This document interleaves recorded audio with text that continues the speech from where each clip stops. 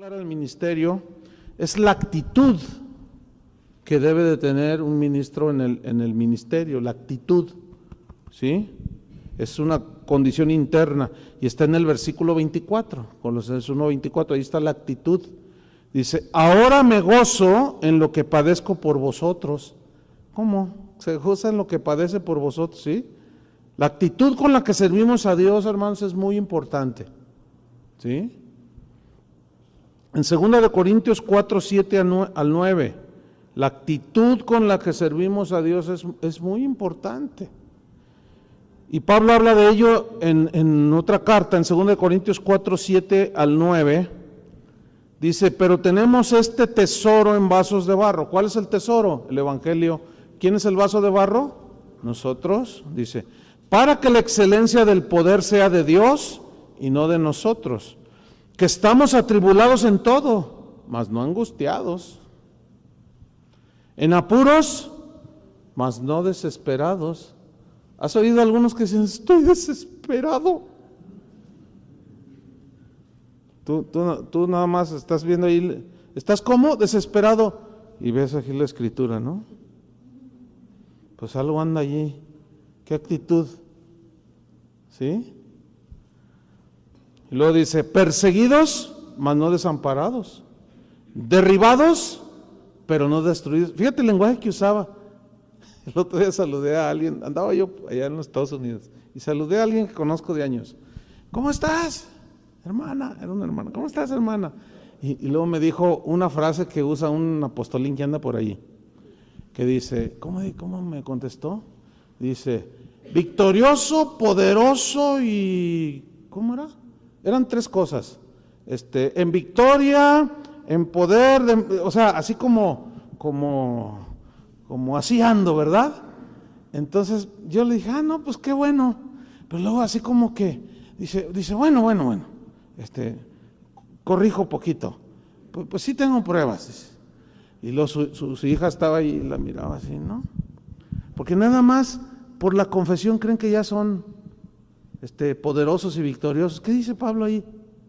Fíjate lo que dice, derribados, pero no destruidos. Alguien tiene que estar equivocado. Versículo 10, como entristecidos, mas siempre ¿qué? Gozosos. Como pobres, mas enriqueciendo a muchos. Como no teniendo nada, así vivía, mas poseyéndolo todo. Nada que ver, ¿no? Entonces Pablo jamás perdió el gozo, aún estando en la cárcel. Y esa actitud es muy importante, hermanos. Él estaba en la cárcel cuando escribió la mayoría de las cartas del Nuevo Testamento. Estaba en la cárcel. ¿Qué harías tú si estuvieras por Cristo en la cárcel? Llorando, me dijo un hermano, yo me la pasaré llorando. Es injusto, ¿por qué me tienen en el bote? Es injusto, Señor, hay justicia. Y luego mandando correos, ¿verdad? Emails y por Facebook y todo. ¿Conocen algún buen abogado que me saque? Dios lo use para que me saque de aquí, porque es injusto lo que hicieron. Y quejes y chille. Y dile a los hermanos que vengan a visitarme. Y ahí van los hermanos. Oye, hermano, pues es injusto que estés aquí, pero ¿qué haces aquí? O me refiero, ¿cómo estás aquí? No, pues todo deprimido, mal, porque es una injusticia. Pablo estaba injustamente en la cárcel, pero su actitud era bien diferente. Fíjate lo que escribió, lo que dijo en Hechos 16:25, cuando estaba en la cárcel, cómo reaccionó. Pero a medianoche, orando Pablo y Silas, estaban en el calabozo de más adentro, estaban con grillos en las manos, en los pies, estaban ahí. Y dice, pero a medianoche, orando Pablo y Silas, ¿qué hacían? Cantaban himnos a Dios y los presos los oían. Qué tremendo ese apóstol, ¿no? Por eso él hablaba del poder que actúa en nosotros y en mí, dice, bien tremendo. Pero ¿en base a qué? A que su llamamiento era de Dios. Sabía que él tenía que tener una buena actitud. Jamás perdió la certeza de que Dios tenía su vida bajo control. ¿Por qué? Porque conocía las verdades de Dios. ¿Sí? Y pasara lo que pasara, él estaba allí. ¿Se acuerdan que leíamos que Pablo, hubo un momento en que se quedó solo? Dice, en mi defensa todos me abandonaron, me quedé yo solo. Dice, pero Dios estaba conmigo. Ahí está. Y muchos cuando están en una tribulación dicen, ¿a dónde estás, Señor? No te veo. Ahí está. Pero como necesitas la fe en operación. Entonces Pablo nunca perdió la certeza de que Dios tenía su vida bajo control. Romanos 8:28. Por eso él fue el que escribió, sabemos que los que aman a Dios, ¿qué? Todas las cosas les ayudan a bien. Esto es, a los que conforme a su propósito son llamados. Ahora, tú dices, no, pues qué tremenda escritura, pero vamos a leer Filipenses 1:12 para que vean que él sí creía lo que decía. Sabemos que a los que aman a Dios, todas las cosas ayudan para bien. Dios tiene un propósito, que me llamó para ser predicador, y si estoy en la cárcel, algo tiene Dios. Mira, Filipenses 1:12 y 13. Aquí estaba en prisión, Dice, quiero que sepáis, hermanos, que las cosas que me han sucedido han redundado más bien para el progreso del Evangelio. Ahí está, ¿ven? De tal manera que mis prisiones se han hecho patentes en Cristo en todo el pretorio y a todos los demás. O sea, todos saben que estoy en la cárcel, pero estoy en la cárcel, y más adelante escribió, estoy en la cárcel, estoy preso, pero la palabra de Dios no está presa. Fíjate, Dios lo encerró y ahí solo, aislado, tenía que estar tranquilo, ¿no? Para recibir la revelación. Filipenses, las cartas a Timoteo, ¿sí? Tesalonicenses me parece también por allí. Entonces, ¿cómo se concibe aquellos, o qué pasa con aquellos que es muy común escuchar que quieren tirar la toalla? ¿Sí entienden esta expresión, no? Es tomada de los boxeadores. Cuando ya el otro lo tiene todo vapuleado, ¿sí? Y ya lo tiene así, el otro ya nada más se cubre, pero ya no puede. Y el otro, entonces dicen por acá, tira la toalla. Entonces sale volando una toalla. ¿Se han visto? Bueno, los que ven el box, sale volando una toalla. Entonces el referee ya para la pelea. Tirar la toalla significa ya, hasta aquí.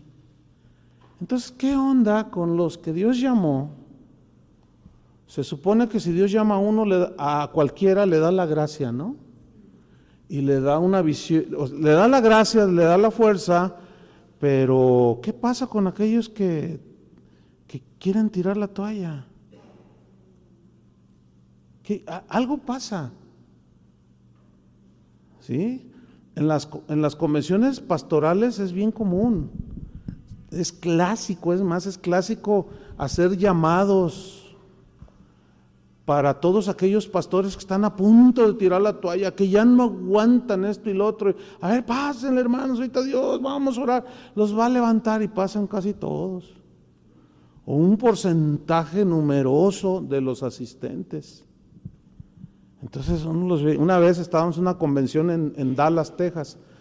Habría unos 1500 pastores. Entonces el mensaje había estado muy bueno de un predicador, pero al final él lo aplicó así y dijo, bueno, yo puedo sentir por mi espíritu que hay algunos que quieren tirar la toalla, pero ahora Dios los va a fortalecer. Yo pienso que el enfoque está mal. Les voy a explicar por qué. Porque muchos de ellos ya no aguantan quieren tirar la toalla y empiezan, es que la iglesia que tengo, o sea, no aguantan las presiones del ministerio, y allí hay que hacerse preguntas muy fuertes. Bueno, ¿eres llamado? ¿Sí? Porque si eres llamado tienes que aguantar allí, y no en tus fuerzas, sino en la fuerza de Dios. Entonces les hicieron el llamado, porque ahorita Dios los va a alentar, sí, para que el año siguiente otra vez hagan el llamado y otra vez pasen, y ahí queriendo tirar la toalla. ¿Qué es eso? No, eso no se ve en la vida de Pablo, eso no se ve en la vida de los apóstoles, no. Entonces, bueno, de esos 1500 fácilmente como 800 pasaron. Entonces yo estaba como en la tercera fila, yo era uno de los oradores, pero estaba sentado con un amigo mío, como en la tercera, cuarta fila. Pero a mi derecha estaba otro pastor, Entonces me dice, ¿no vas a pasar tú? Yo le dije, no. Ay, sí, te crees muy... Pero me empezó así tú te crees mucho. Le digo, ¿por qué dices eso? Ay, sí, ¿a poco tú nunca has sentido que... Sí, pues pásale, ¿no? ¿Por qué? O sea, sí he sentido la lucha así bien fuerte, pero tirar la toalla, ¿a poco no me digas que nunca has querido tirar la toalla? Y yo le dije la verdad, le dije, no, yo no. No, mentiroso, me dice. Le dije, bueno, o sea, que a fuerzas, le digo, no. Ay, sí, pero ¿qué te crees súper? No sé, yo no me creo nada, hombre, ¿entiende? Pero algo sucede. ¿En quién confías para hacer la obra? ¿Con qué fuerza la haces? ¿Con sabiduría de quién? ¿En las fuerzas de quién? ¿Luchas? Yo le dije, mira, tengo 500% más que tú, te lo aseguro. Porque dicen, no, pues yo sí voy a pasar porque yo ya no doy una. Bueno, ¿y por qué me quieres arrastrar a mí? O sea, si hubieran llamado, hacer un llamado a los que están en tribulación, están teniendo una lucha fuerte, pero no los que quieren tirar la toalla, ahí es distinto. Yo me paro, porque todos tenemos luchas, ¿no? Y ataques y todo, pero a los que querían dejar el ministerio, no lo dejen, dice el Señor, como el Señor rogándonos, ahí te necesito. No, nada que ver, hermanos. Eso no se ve en la Biblia, ¿no? Y Pablo miraba en prisión, decía, miren, estoy en la cárcel, pero esto redundó más bien para el progreso del Evangelio. Tenía una visión distinta, ¿sí? Principio número 3, el sufrimiento en el ministerio. Versículo 24. La segunda fue la actitud. Ahora me gozo, pero luego viene el sufrimiento en el ministerio. En lo que padezco por vosotros. O sea, él estaba bien consciente del sufrimiento del ministerio. Muchos ven el ministerio como algo así, ay, qué bonito, se la han de pasar orando los pastores. ¿Sí? Unos se la pasan en Acapulco, ¿verdad? Algunos. Pero no es así, hermanos. Hay de todo tipo. Pablo hablaba temores de fuera, temores de dentro, peligros de ladrones, peligros entre falsos hermanos, peligros de los judíos, peligros de los de mi nación, naufragio, o sea, de todo. Si yo les contara, pero aunque ya no sería el evangelio, sí, pero olvídense, ¿sí? Nada que ver, hay un padecer por causa de Cristo. A mí me han agredido físicamente por predicar el evangelio. ¿Sí? Entonces, fíjate lo que dice Pablo en 2 Corintios 11:23. 2 Corintios 11:23. Aquí lo dice, son ministros de Cristo, refiriéndose a falsos apóstoles que lo acusaban a Pablo. Dice, son ministros de Cristo, o sea, refiriéndose a esos falsos, como si estuviera loco hablo, Pues yo más, decía Pablo, en trabajos más abundante, en azotes sin número, en cárceles más, en peligros de muerte muchas veces. De los judíos 5 veces he recibido 40 azotes menos 1, porque la ley decía 39. 3 veces he sido azotado con varas, 1 vez apedreado. 3 veces he padecido naufragio, 1 noche y 1 día he estado como náufrago en alta mar. En caminos muchas veces, en peligros de ríos, en peligros de ladrones, peligros de los de mi nación, peligros de los gentiles, peligros en la ciudad, peligros en el desierto, peligros en el mar, peligros entre falsos hermanos, en trabajo y fatiga, en muchos desvelos, hambre y sed, en muchos ayunos, en frío y en desnudez. ¿Y de qué hablan hoy los apóstoles modernos? Somos dignos de la mejor casa del barrio. Nada que ver. Y luego si tienen una tribulación, no reprenda al diablo, no acepte eso. Usted tiene autoridad. Te enseñan puras tonterías. No conocen a Dios. Porque a la luz de esos parámetros de los apóstoles de hoy, Pablo era un fracasado. ¿No es cierto? Ese no tiene fe, mira, hasta los de su nación. Yo tengo autoridad y yo establezco. Y yo gobierno mis circunstancias. Cálmate, Diosito. Nada que ver. Ahora, hay una frase interesante en el versículo 24. Dice: ahora me gozo en lo que padezco por vosotros y cumplo en mi carne lo que falta de las aflicciones de Cristo por su cuerpo, que es la iglesia. Pregunta: ¿esa última frase significa que el sacrificio de Cristo fue insuficiente? No, es obvio que no, porque en la misma carta él habla de un Cristo suficiente, que estamos completos. Entonces, ¿a qué se refiere esa frase? Significa que todo ministro fiel que predica el evangelio sufrirá persecución y rechazo y calumnias, ¿sí? Entonces, la iglesia es el cuerpo de Cristo, ¿no es cierto? La iglesia es su cuerpo en el cual Cristo vive, o sea, Cristo vive en nosotros. Y por lo tanto, esto es lo que significa, Pablo decía: yo sufro cuando sufren sus hijos, los hijos de Dios, no para completar el sacrificio de Cristo. El problema es la traducción, ¿no? Versículo 12. No, es otra escritura. Segunda Timoteo 3:12, hablando precisamente de este punto del sufrimiento en el ministerio. Dice en 2 Timoteo 3:12: y también todos los que quieren vivir piadosamente en Cristo Jesús, ¿qué? Padecerán, ¿qué? Persecución. La persecución se presenta de diferentes maneras, diferentes colores y sabores.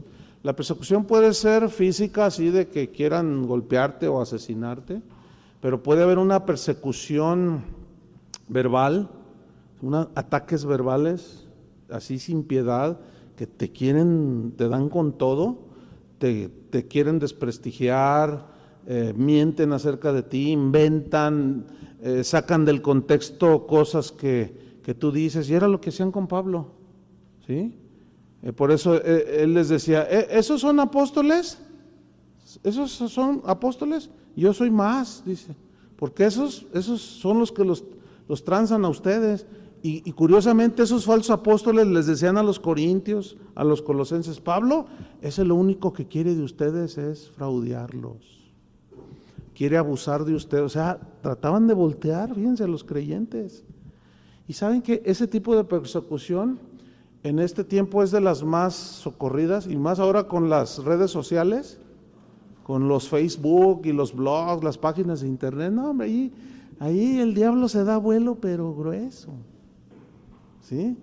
Que a manera de advertencia, que ustedes sean prudentes, sobrios, no crean todo lo que se dice en internet, porque hay gente tan débil, tan faltas de convicciones, que cualquier cosa que leen en internet lo asumen como verdad. Ahora que estaba allá en Houston, salió por ahí en una página de un ministro muy conocido, muy famoso, que supuestamente había renunciado. Entonces me dijeron: oiga, pastor, ya leyó que fulano de tal ya no es el pastor de tal iglesia, una iglesia muy conocida en los Estados Unidos. Y yo le dije: ¿de dónde sacas eso? Ahí en unas páginas, ya está circulando en la red. Le dije: mira, ten mucho cuidado, no creas a todo lo que se oye. Y pues es que yo lo conozco. Mejor pregúntale a él, pregúntale directamente. Y estando ahí en la misma ciudad de Houston, empezaron ellos a indagar y a preguntar: no, pastor, era un rumor. Yo le dije: tú ya lo estabas dando por un hecho, No, entonces hay que ser muy, muy cuidadosos, porque el diablo ahí se da vuelo. Entonces, si tú quieres vivir piadosamente en Cristo, ¿qué significa vivir piadosamente en Cristo? Obedeciéndole, sometiéndote a Él, viviendo su palabra, etcétera. Te van a tachar de todo, te van a tachar de, quieres caminar en santidad, te van a decir legalista, porque repruebas prácticas mundanas que se han metido a la iglesia. Entonces, eres un legalista, eres muy exagerado. No, ¿y qué con la gracia? No, lo que pasa es que tú no sé cuánto, y te empiezan y te dicen pero número 4, estamos hablando de la visión clara que tenía Pablo del ministerio, la predicación en el ministerio. Mira el entendimiento que Pablo tenía al respecto, acerca de la predicación en el ministerio. Colosenses 1:25.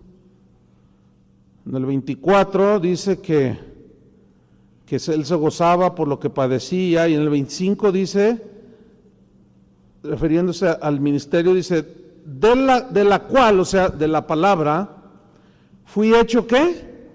Ministro, según la administración de Dios que me fue dada, o según la capacidad que Dios me dio, que me fue dada, para con vosotros, miren lo que viene a continuación, para que anuncie cumplidamente la palabra de Dios. Él tenía una visión muy clara, anunciar cumplidamente la palabra de Dios como predicador. ¿Qué significa anunciar cumplidamente? Totalmente el mensaje central del Evangelio, que es la muerte de Cristo. Fíjense lo que sucedió en Hechos 20:26. Él se está despidiendo en Éfeso de los pastores, se iba a ir ya, de ahí ya no los iba a ver. En Hechos 20:26 está dialogando con ellos y dice en el 20:26 y 27, por tanto, dice, yo os protesto el día de hoy, porque les dice que cuiden al rebaño, a los pastores, dice, cuiden el rebaño, del cual Cristo pagó con su sangre. Dice, por tanto, yo os protesto el día de hoy, que estoy limpio de la sangre de todos. Esta es una expresión retórica, que significa, yo ya les enseñé lo que les tenía que enseñar. Nadie me puede reclamar de ustedes que yo no lo enseñé. No le enseñé la palabra de Dios, no le enseñé el Evangelio, o los engañé. Estoy limpio de la sangre de cualquiera de ustedes. Nadie me puede acusar. Yo cumplí mi ministerio en ese sentido. Y luego dice el 27, porque, aquí está la razón de por qué está limpio de la sangre de todos los pastores que lo estaban oyendo allí. Porque no he rehuido anunciaros todo el consejo de Dios. No he rehuido, rehuido es no lo he evitado hablarles de todo el consejo, toda la verdad de Dios acerca de Cristo. Y hoy se escuchan un montón de predicadores diciendo, no prediques cosas que traigan así controversia, porque eso trae desunidad, trae división en la iglesia. Mejor mira, llévatela tranquila, háblales del amor, diles que Dios los ama y que no sé cuánto, pero no hables de que, mira, cuando prediques no menciones al infierno, porque no se asustan, no. Uy, en los Estados Unidos ya está poniendo cada vez más grueso, porque allá si tú dices algo contra los homosexuales ya te pueden demandar. Los pastores allá tienen que tener una póliza de seguros contra demandas. Fíjate nomás. ¿Sí? Un amigo mío que vive en Europa, bueno, un pastor que estuvo aquí, que está allá en Estocolmo, en Suecia, que hay una casa de oración allá, me comentaba de eso, que un pastor ahorita está en la cárcel, porque salió a la calle a predicar, dice, mira, allá Sodoma y Gomorra le queda cortito. Dice, los hombres las más, sí, abiertamente, dice, una cosa espantosa, dice. Entonces él se puso, en una plaza se puso a predicar, y dijo que los homosexuales iban a ir al infierno. No, hombre, le llovieron, lo metieron, está en la cárcel ahorita. Fíjate nada más. Entonces, rehúsan el día de hoy. Y luego hay ocasiones en que, bueno, a mí me ha tocado unas 3 veces donde, ¿de qué vas a predicar? No, pues de la palabra, pero mira, no digas nada de los adúlteros. Ah, caray, ¿por qué no? ¿Cuántos tienes aquí o qué? No, pues es que, tú sabes, la gente no vive bien. No digas nada de los homosexuales, no digas nada de esto porque pues es que hay unos allí, ¿verdad? Y se van a ofender y pues son buenas personas, yo quiero que estén en la iglesia y son buenos diezmadores y si tú mencionas algo, se van a ir y me van a afectar. No, así, tranquilo, hermano, háblales de algo bonito, que les edifique, que los motive, que los... Imagínate, ¿me estás condicionando? Imagínate nomás, que te digan qué es lo que tienes que predicar o no. Entonces, ¿cómo se van a dar cuenta de su condición si no escuchan lo que Dios dice respecto a ellos? Entonces, muchos están faltando a esto, a la predicación del Evangelio, cumplidamente, no lo hacen y le diluyen, le bajan para no ofender. Mira lo que dijo en 2 Corintios 4:1.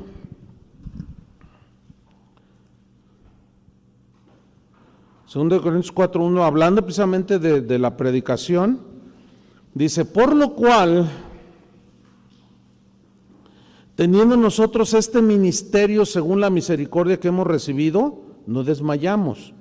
O sea, de ser ministros fieles, predicar el evangelio, no desmayamos. Versículo 2, antes bien, dice, renunciamos a lo oculto y vergonzoso, no andando con astucia. Aquí astucia significa trucos en el griego. No andando con trucos, dice, ni adulterando la palabra de Dios, sino por la manifestación de la verdad. ¿Ven?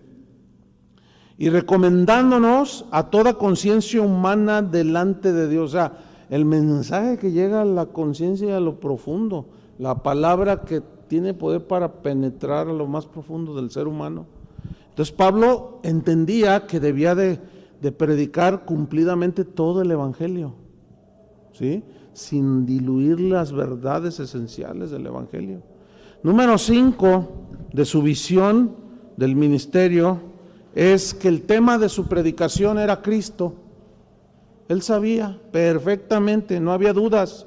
Colosenses 1:26 y 27. El tema de su predicación en el ministerio fue Cristo siempre. Y ese debe ser el tema de todo predicador. Dice, el misterio que había estado oculto desde los siglos y edades, pero que ahora ha sido manifestado a sus santos, revelado a sus santos, a quienes Dios quiso dar a conocer las riquezas de la gloria de este misterio entre los gentiles, que es Cristo. No hay más. Que es Cristo en vosotros, la esperanza de gloria. Sin Cristo no hay gloria, hermanos. Sin Cristo no hay cielo. Sin Cristo no hay salvación, no hay reconciliación, no hay perdón, no hay justificación, no hay nada. Quita Cristo de tu mensaje y quitaste todo. ¿Entiendes? Quítalo y quitaste todo. Fíjate lo que dijo en 1 Corintios 2:1. 1 Corintios 2:1 y 2. Mira lo que dijo aquí Pablo a los corintios. Les dijo un montón de cosas, pero mira estos textos. 1 Corintios 2:1 y 2. Dice así: así que, hermanos, cuando fui a vosotros para anunciaros el testimonio de Dios, el testimonio de Dios es la palabra, ¿no? Cuando fui para anunciarles el testimonio de Dios, no fui con excelencia de palabras o de sabiduría o con elocuencia humana o palabras sabias de hombres. No fui así. Pues me propuse, fíjate, aquí está, no saber entre vosotros cosa alguna, sino a Jesucristo y a este crucificado. Yo no quiero hablar de otra cosa, más que de las virtudes de Jesús. Entonces, si la visión clara del ministerio que debemos de tener todos los que sabemos, todos los que predicamos el evangelio, debe ser el tema central: Cristo.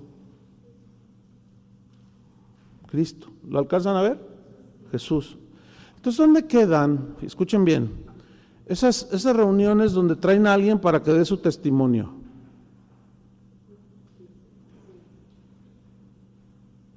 Y aquí es donde está la confusión. ¿Por qué? Porque dicen, no, pero es lo que Cristo hizo. Pero analicen todo lo que dicen. O sea, no están predicando a Cristo, están predicando su experiencia personal. Y se la pasan una hora hablando de lo que les pasó. Y de cómo era, yo era el hombre más malo de la del Fresno.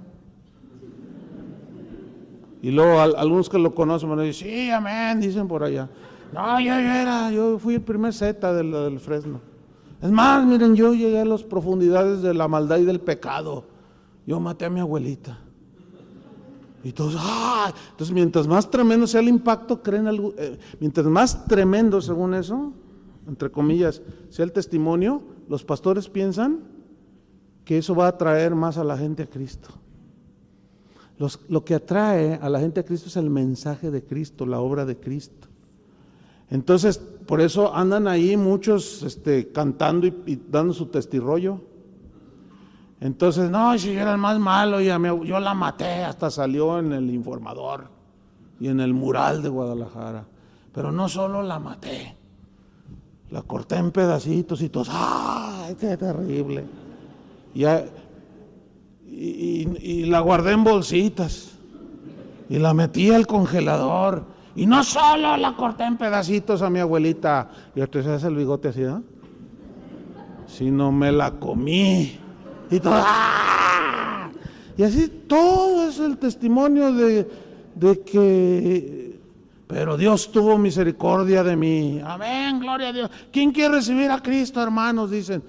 A ver, ¿cómo les va a dar conciencia de pecado si lo único que hallaron, pues, lo único que escucharon fue un testimonio? ¿Saben que Pablo no andaba contando su testimonio? Él se vio obligado a hablar de su experiencia cuando se fue al tercer cielo. Y ustedes me obligaron, porque los falsos apóstoles decían, no, ese Pablo no tiene experiencias espirituales, ese Pablo no, ese nada más anda allí, que bla, bla, bla, bla, que no sé qué. Y dice, no, ustedes me están forzando, ¿sí? En cuanto a visiones y revelaciones, ok, ustedes me están forzando, parezco loco, pero ahí les va. Yo conozco un hombre, pero él se vio forzado. Él no andaba por todos lados predicando o hablando de su testimonio. Y vieran que diario, casi diario me llegan, hoy me llegaba un par, hermano, mire, yo tengo un testimonio bien poderoso. Es que yo fui sicario de no sé qué. Déjeme dar mi testimonio allí. No. Pues, ¿cómo? ¿Para qué? Mejor predícales de Cristo. Por eso Pablo decía eso, él tenía una visión muy clara. Sí, dice, yo no quiero saber otra cosa, yo no quiero andar hablando palabras de hombres, cosas de... No, yo me propuse no saber otra cosa más que a Jesucristo. Y a ¿cómo? Crucificado. En la predicación del Evangelio puedes ilustrar, que es diferente, ¿sí? Puedes ilustrar con ilustraciones personales. Cuando tú estás predicando, estás hablando de la gracia de Dios, como decía Pablo, la gracia de Dios actúa en mí poderosamente. Tú puedes estar hablando de Jesús e ilustrar con alguna experiencia tuya, pero eso es distinto. ¿Por qué? Porque está la palabra encima, ¿sí? de una experiencia personal, que las experiencias personales son subjetivas. La verdad de Dios es objetiva. Eso es lo que la gente necesita oír, el Evangelio, no tu experiencia. Si tú te fijas, los seres humanos, nosotros, los creyentes, somos muy dados a tratar como de repetir las experiencias personales. Pero si tú observas bien el Evangelio, la palabra de Dios, te darás cuenta que Dios nunca repitió ni una sanidad, ni una liberación, ni una conquista de la misma manera. No hay dos casos iguales. ¿Cuántas veces se pasó el Mar Rojo? Una. ¿Cuántas veces se dieron 7 vueltas alrededor de una ciudad y cayeron al grito? ¿Cuántas? Una. No hay una sola cosa repetida. Isaías tuvo una visión de Dios y vio su condición. Ezequiel fue diferente. Él vio 7 ojos. Y hasta en unos seres angelicales y hasta llantas, dice que tenían rueditas y se trasladaban así. Totalmente distinto, ¿sí? ¿Por qué? Porque Dios, pero el mensaje de ellos no era su experiencia personal, ¿entienden eso? Yo he tenido experiencias personales, pero como entiendo, pues puedo ilustrar eventualmente, pero no como el tema central. Pero yo he visto ángeles, no una vez, fácil 4 o 5 veces. Y yo les puedo contar un montón de cosas, pero eso no es el Evangelio. ¿Entienden? Los principios de la palabra de Dios son los que deben de regir. Entonces, número, ¿qué? ¿Estamos? 6. De su visión clara del ministerio, está en el en el versículo 28, es el propósito de la predicación. O sea, el mensaje central, ¿cuál es? El 5, su predicación, el tema de su predicación es Cristo, ¿cierto? Ahora, ¿cuál es él sabía el propósito de la predicación, que es el número 6. versículo 28. Aquí él habla de los propósitos de la predicación en el ministerio. Está hablando de Cristo, que es la esperanza de gloria, a quien anunciamos, ahí está de nuevo, fíjate, a quien anunciamos, amonestando a todo hombre y enseñando a todo hombre en toda sabiduría. Fíjate, él hacía tres cosas aquí: anunciar, amonestar y enseñar. ¿Lo ven ahí en el versículo 28? Anunciar. Esa palabra en el griego significa declarar en público una verdad completa. Eso significa anunciar. Declarar en público una verdad completa. Amonestar en el griego significa predicar sobre el pecado. Entonces, fíjate, anunciaba la verdad del sacrificio de Cristo. Amonestaba, predicaba sobre el pecado, contra el pecado y el juicio de Dios. ¿Y qué dice? Anunciamos, amonestamos y enseñamos. Enseñar. Aquí enseñar significa instruir en las verdades del Evangelio. Eso significa enseñar, con la sabiduría de Dios, por supuesto. Esos eran los propósitos, fíjate, que él tenía, de anunciar, de declarar en público una verdad completa o las verdades completas, de amonestar, o sea, contra el pecado, que es lo que nos separa de Dios, y que si no se arrepienten viene el juicio de Dios, y enseñaba, o sea, instruía en las verdades del Evangelio para llevar a los cristianos hacia la madurez. Su visión del ministerio estaba totalmente bien centrada. Y número 7, la meta de un predicador en el Evangelio. ¿Cuál era su meta? Está en el mismo versículo 28. A quien anunciamos, amonestando a todo hombre y enseñando a todo hombre en toda sabiduría, a fin de presentar perfecto a Cristo Jesús a todo hombre. Esa es la meta de un predicador, presentar perfecto en Cristo Jesús a todo hombre. Perfecto.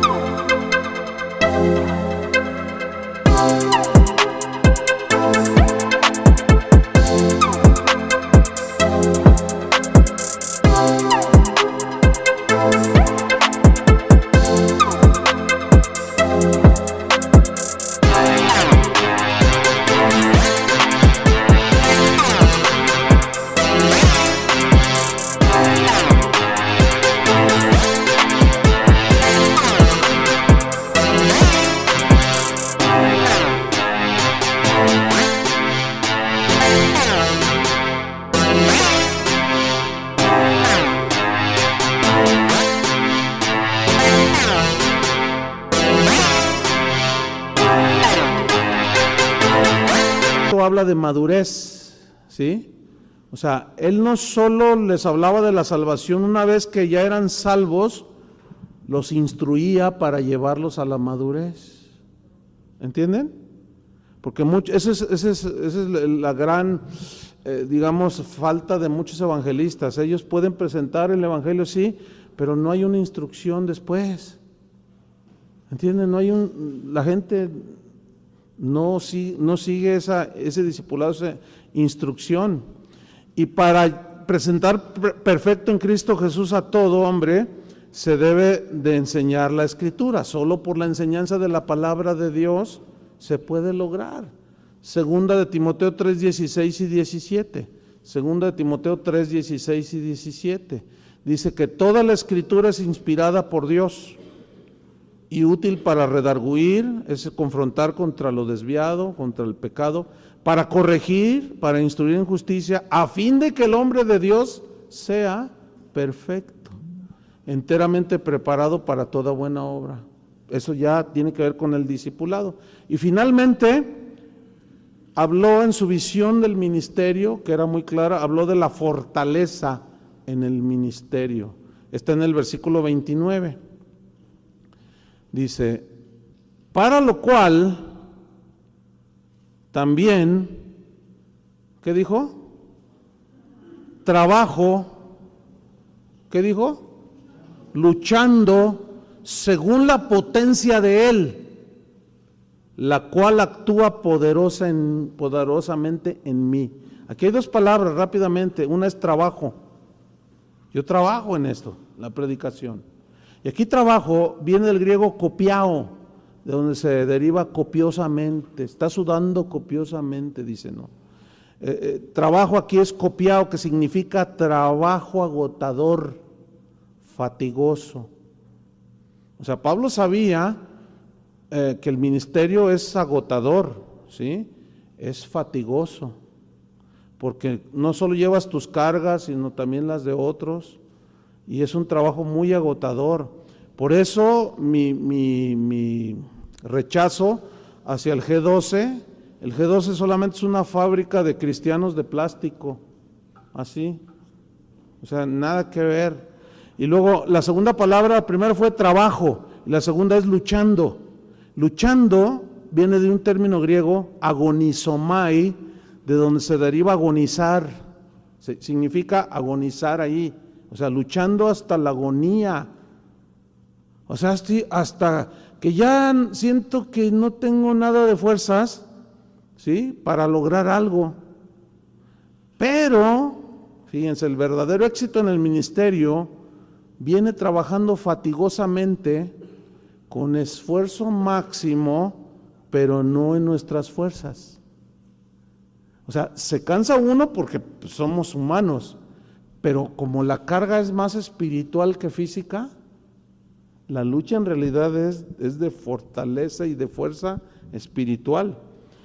Pero esa fuerza no es en las fuerzas nuestras, sino en las de Dios, en la de Dios, porque Él lo dice al final del versículo, según la potencia de Él. O sea, yo trabajo, lucho según la potencia de Él, y luego mira lo que dice, la cual actúa poderosamente en mí. Oye, ¿de dónde sacaba tanta fuerza?